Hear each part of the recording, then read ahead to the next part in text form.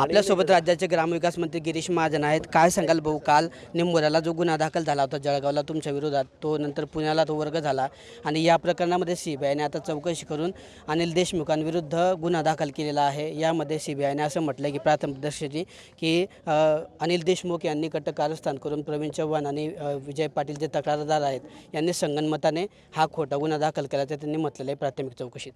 हे अतिशय सत्य आहे की यांनी कटक कारस्थान केलं, अनिल देशमुखांनी, त्यांच्या नेत्यांनी, आणि माझ्यावर खोटा गुन्हा दाखल केला हे आता सिद्ध झालेलं आहे।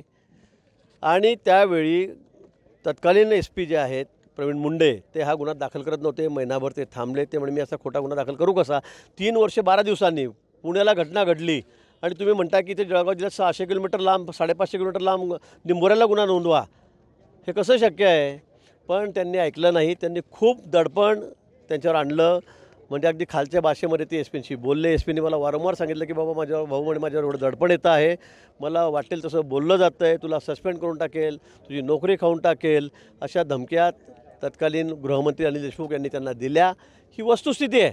ओएसिस फर्टिलिटीच्या तज्ज्ञांनी IVF उपचार पद्धतीद्वारे 1 लाखांहून अधिक जोडप्यांना मातृत्व प्राप्तीचा आनंद दिला आहे। मोफत अपॉइंटमेंट बुक करण्यासाठी आजच संपर्क साधा। आणि त्यानंतर मी अनिल देशमुखांना भेटलो। त्यांनी मला सांगितलं की मी हतबल आहे, मी काही करू शकत नाही, माझ्यावर खूप दडपण आहे, वरतून आमच्या नेत्यांचं दडपण आहे, हे त्यांनीच मला सांगितलं। नाही म्हणत असेल त्यांनी मला विचारा माझ्यासमोर, त्यांना आपण दोन विचारा, आपण गिरीश मान आपल्याला भेटले की नाही, किती वेळा भेटले म्हणून, आणि तुम्ही काय सांगितलं त्यांना? त्यांनी ते सांगितलं की माझ्यावर खूप मोठं दडपण आहे, आपण पवार साहेबांनाच भेटून घ्या या बाबतीमध्ये, तरच मी तुम्हाला काही मदत करू शकेल। म्हणजे खोटे गुन्हे दाखल करायचे, पोलिसांवर त्या ठिकाणी दडपण आणायचं। घटना घडली म्हणतात पुण्याला 3 वर्ष 12 दिवसापूर्वी, आणि 3 वर्ष 12 दिवसांनी हा गुन्हा 550 किलोमीटर मुक्ताईनगर तालुक्यामध्ये हा त्या ठिकाणी दाखल करायचा। आणि म्हणून त्यांनी त्यावेळेला मला खडसेंचंही नाव सांगितलं आणि पवार साहेबांचंही नाव सांगितलं की त्यांचं खूप मोठं दडपण माझ्यावर त्या ठिकाणी पवार साहेबांचं आहे। खडसे वारंवार पवार साहेबांकडे जाऊन बसतात। हे खरं आहे का खोटं आहे तुम्ही त्यांना एकदा विचारा, नाही तर मग माझ्यासमोर अमोरसमोर बसवा आणि त्यांना विचारा ते बोलले की नाही। आता ते या प्रकरणात गुन्हा दाखल झाल्यानंतर अनिल देशमुख असं सुद्धा म्हणतात की जनतेचा कोल बघून पायाखालची वाळू घसरली आहे फडणवीसांच्या, आणि त्यामुळे माझ्याविरुद्ध हे कटक कारस्थान आहे। मात्र या प्रवृत्तीविरुद्ध मी लढा देईल आणि दडपशाहीविरुद्ध मी कायम लढा देत राहील। नाही, दडपशाही कोणाची होती त्यांना माझ्यासमोर बोलायला सांगा ना जरा, माझ्यासमोर बोलावं त्यांनी। त्यांचे स्पेशल PP आहेत प्रवीण चव्हाण यांची जी सगळी ती CD आलेली आहे, त्याच्यामध्ये काय झालं आहे, ते काय म्हणतायत, ते काय बोलतायत, यांचंच कौतुक करतायत की देशमुख साहेब किती चांगले, बरोबर आपल्याला कसे मदत करतात या बाबतीमध्ये गिरीश महाजनांना अटक करायसाठी, ते किती चांगले आहेत। वळसे पाटील ऐकत नाही, आपलं नालायक माणूस आहे, हे ते म्हणतायत प्रवीण चव्हाण या भाषेमध्ये, शब्दात। तत्कालीन गृहमंत्री त्यावेळेला दिलीप वळसे पाटील, आधीचे गृहमंत्री पण हे जेलमध्ये गेलेत, ते जेलमध्ये गेलेत, पण त्यांचं कौतुक तोंड भरून प्रवीण चव्हाण करत होते की आपण सांगितलं की लगेच ऐकतात, मला रेड कार्पेट आहे तिथे, गिरीश महाजन देवेंद्र फडणवीस विरोधामध्ये काय असेल ते लगेच सांगा फटाफट, त्याच्यावर गुन्हे दाखल करा, हे तेच सांगत होते प्रवीण चव्हाण। आणि रेकॉर्ड आहे सगळं, हे व्हिडिओ रेकॉर्डिंग आहे, मी नाही सांगत आहे। आणि म्हणून मला वाटतं तर त्यांनी किती पायाखालची वाळू, रेती, काय माती सांगितली तर त्याचा उपयोग नाही आहे।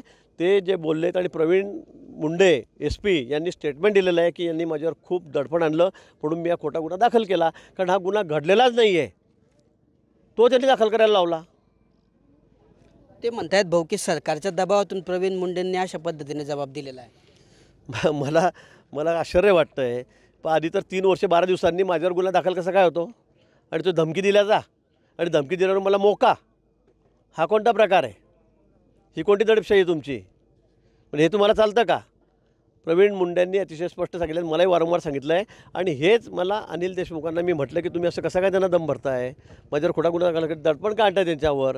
तर अनिल देशमुखांनी मला हे सांगितलं की माझ्यावर वरतून खूप मोठं दडपण आहे, मी काही करू शकत नाही, मी हतबल आहे। हे ते बोलले की नाही त्यांना जाऊन विचारा, नाही तर माझ्यासमोर बसवा आणि मग ते नाही म्हणतात का बघा। असंच एक त्या सरकारच्या महाविकास आघाडी सरकारच्या काळामध्ये एक BHRचं प्रकरण आलं होतं जळगावमध्ये, त्यावेळी छापेसुद्धा पडले होते। या प्रकरणात आता ज्या IPS अधिकाऱ्यांनी छापे टाकले होते त्याच IPS अधिकाऱ्यांविरुद्ध गुन्हा दाखल झाला आहे। भाग्यश्री नवटकेंविरुद्ध पुण्यामध्ये गुन्हा दाखल झालेला आहे।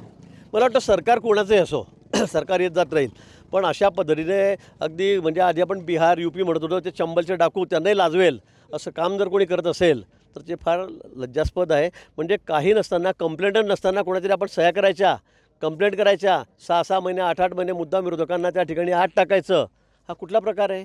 आणि सिद्ध झालेलं आहे, जी कंप्लेंट आहे फॉरेन्सिक लॅबमध्ये 4 ठिकाणी तपासल्यावर सुद्धा तिची सही कुठेच मॅच होत नाही. जे कंप्लेंटर नाही ते म्हणतात की आम्ही कंप्लेंट केलेलीच नाही आहे, आमचं काही बँकेशी घेणं देणं नाही आहे. पण तरी पण तुम्ही कोणाचं तरी नाव घेऊन कंप्लेंट करतायत खोट्या, आणि त्या ठिकाणी लोकांना मुद्दामून जाणीवपूर्वक आत टाकतात. मला वाटतं पुढे कोणी धजावणार नाही अशा खोटे कंप्लेंट घ्यायला किंवा अशा खोट्या तक्रारी घेऊन टाकायला, कारवाई करायला. यासाठी मला असं वाटतं सगळ्यांना चपराक बसलीच पाहिजे. आणि म्हणून CBI जे करतं आहे ते अतिशय योग्य आहे. या संदर्भामध्ये आपण बघितलं सगळे कागदपत्र, सगळे तपासणी केली तर यामध्ये कोण दोषी आहे हे आता आपल्याला समजलेलं आहे, कळालेलं आहे. आणि जे दोषी असतील अगदी नियमाने त्यांच्यावर कारवाई होईल. तर हे होते आपल्यासोबत गिरीश महाजन यांनी सांगितलं आहे की CBI जे करतं आहे ते योग्य आहे. आणि या प्रकरणामध्ये अनिल देशमुखांनी जे सांगितलेलं आहे, अनिल देशमुखांनी माझ्या समोर येऊन बोलावं की काय खरं खोटं, असं आव्हान थेट गिरीश महाजनांनी अनिल देशमुख यांना केलं आहे. किशोर पाटील, TV9 मराठी, जळगाव.